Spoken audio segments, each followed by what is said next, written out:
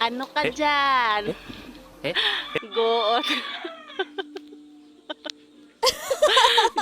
Good. O good sa aga. Good sa tanghali. Good sa hapon. Good.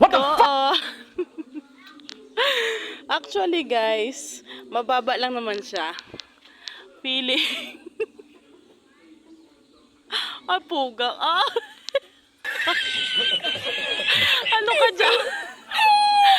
Tamis. Ano, good quality.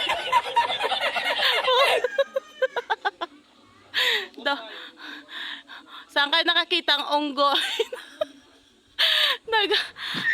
Gainom to ba? Ano, beba? Ano?